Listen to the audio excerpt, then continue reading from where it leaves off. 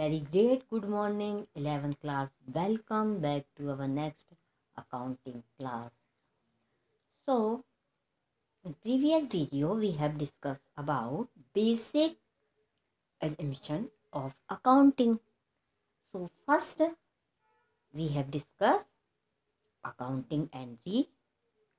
Today, we will discuss about second assumption, money measurement. ठीक है. Money का meaning क्या होता है? मनी यानी पैसा. ठीक है, रुपए पैसे. और मेजरमेंट मतलब मापना. ठीक है. तो जो अकाउंटिंग का सेकंड assumption है मनी मेजरमेंट, यानी सेकंड क्या है? assumption या मान्यता कह सकते हैं. वो क्या है? Money measurement. ये देखिए, ये नीचे आपको दिख रहा है, नीचे लाइन में मनी मेजरमेंट. अब मनी मेजरमेंट में क्या है कि अकाउंटिंग में ओनली उन्हीं जो ट्रांजैक्शन होती हैं उन पे ही ध्यान दिया जाता है जिनका की मनी में यानी उनका मेजरमेंट किया जा सके. ओके. ये सामान में नहीं कि 1 किलो 2 किलो, मनी में मेजरमेंट किया जा सके. 500,000. ठीक है, यानी कि केवल इसके फाइनेंशियल ट्रांजैक्शन ही लिखे जाते हैं इसके अंतर्गत. अब फॉर एग्जाम्पल, यदि हम यह कहते हैं कि जो रामनाथ है अपना बिजनेस करता है तो 50 क्विंटल चने तथा 30 क्विंटल चावल से शुरू किया है ना. कितने? 50 क्विंटल चने तथा 30 क्विंटल चावल से उसने स्टार्ट किया अपना बिजनेस. इसका कोई अर्थ नहीं है, क्योंकि इसमें जो बिजनेस की कैपिटल है इसका नॉलेज हमको नहीं हो रहा है. नहीं हो रहा ना, ये तो क्विंटल बता रहा है. तो हम अकाउंट में यानी कि रुपए का क्या रखते हैं?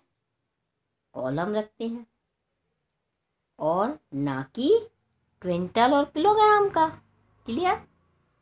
और मीटर लीटर इसका भी नहीं होता. हाँ, इसके स्थान पे यदि क्या होता, हमारे ये बोले कि 60,000 रुपीज की कैपिटल से उसने बिजनेस शुरू किया, तो ये सही है फिर, है ना. Cash account debit to capital account कर देंगे हम, और ये लिख देंगे कि उसने 60,000 कैपिटल से बिजनेस स्टार्ट किया. किंतु यदि कि क्विंटल बोला जाए तो हम इससे बिजनेस नहीं स्टार्ट हो, इसलिए लिखा जाता है. इसका बेसिक एजम्पशन एक ये भी है कि उसको मनी में मेजर किया जाता है जितने भी ट्रांजैक्शन होंगे. क्लियर. ओके, आई होप आपको ये क्लियर है. आगे बढ़ते हैं. आगे देखिए, थर्ड नंबर का दिया है गोइंग कंसर्न. थर्ड नंबर पर देखिए गोइंग कंसर्न. तो गोइंग कंसर्न क्या है? यानी इसकी यह भी एक क्या है? अजम्पशन है या मान्यता है कि बिजनेस हमारा हमेशा जो भी ऑनर रहेगा वो कभी नहीं सोचेगा ये कि हमारा बिजनेस क्या हो, क्लोज हो या बंद हो या घाटे पे चले. ये सोचेगा क्या कोई भी कि हमारा बिजनेस क्लोज हो? तो इसकी एक ये भी मान्यता है कि जो बिजनेसमैन है हमेशा चाहता है कि हमारा बिजनेस निरंतर कंटिन्यूस में चलता रहे. यही मानकर वो चलता है कि हमारा बिजनेस हमेशा चलता रहे और चल रहा है ना. उसके मन में ऐसी थिंकिंग भी, बैड थिंकिंग नहीं आती कि हमारा बिजनेस यानी बंद होगा, है ना. और इस एजम्पशन के अंतर्गत कई चीज़ें फॉलो करना होगी. क्या क्या करते हैं? इसका बेस्ड क्या है इस एजम्पशन का, इस मान्यता का कि गोइंग कंसर्न? सबसे पहला तो कि एसेट का क्या करेंगे? क्लासिफिकेशन. करेंट एसेट और कौन सी एसेट? Fix asset. ये किया जाता है इस मान्यता के अंतर्गत. और सेकंड, हमारी लायबिलिटीज कितनी है, और लायबिलिटीज का भी हम क्लासिफिकेशन करेंगे कि कौन सी लायबिलिटीज शॉर्ट टर्म है और कौन सी लॉन्ग टर्म है. क्लियर. अब क्या है इसके बाद कि एवरी ईयर क्या लगाएंगे हम, एसेट पे डेप्रिसिएशन लगाएंगे। ये भी इसमें मान्यता के साथ ये भी व्यवस्था है। और फिर जितने भी जिसमें लॉन्ग टर्म वो है प्लानिंग है वो बनाई जाएगी। और जितने भी एडमिनिस्ट्रेशन है एम्प्लॉय है उनकी क्या अपॉइंट किया जाएगा, उनको अपॉइंट, और अलग से अपॉइंट जो एम्प्लॉय है और उनकी, और जो मैनेजमेंट स्टाफ है उनकी अलग से भी स्थापना की जाएगी। यानी उसके मन में ये रहता है पूरा कि हमारा बिजनेस हमेशा चलता रहे और वो इन फ्यूचर तक प्लानिंग कर लेता है। ओके, आई होप ये क्लियर है। आगे बढ़ते हैं। अब फोर्थ नंबर की आप देखिए क्या है। फोर्थ नंबर की एजम्पशन अकाउंटिंग पीरियड है ना।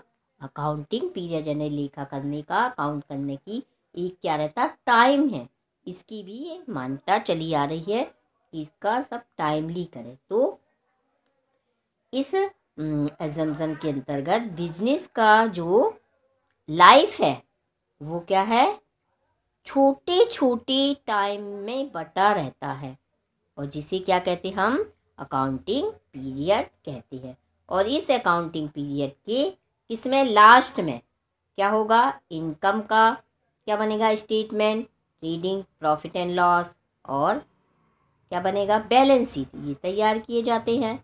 और बिजनेस में जो भी चल रहा है उसकी फाइनेंशियल कंडीशन जानी जाती है इससे, कि कैसी हमारे बिजनेस की फाइनेंशियल कंडीशन, कितनी हमारे पास कैपिटल इनकम है, कितने एक्सपेंडिचर है, इन दो पार्ट में भी को बांटा जाता है।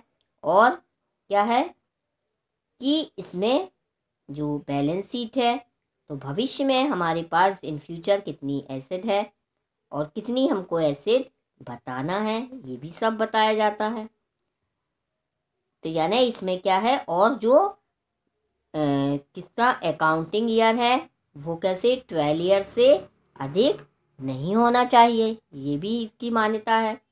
और ये 1 जनवरी टू 31 दिसंबर या 1 जुलाई टू 30 जून तक, या 1 अप्रैल टू 31 मार्च तक होना चाहिए, या दिवाली से दिवाली तक, या दशहरे से अगले दशहरे तक, ऐसा। यानी इसमें टाइम फिक्स है कि टाइमली अकाउंटिंग पीरियड में टाइम से ही क्या बनाया जाए, अकाउंट पूरे बनाए जाए। मोस्टली इसका जो है अकाउंटिंग का पीरियड 1 अप्रैल टू 31 मार्च तक रहता है, फाइनेंशियल ईयर।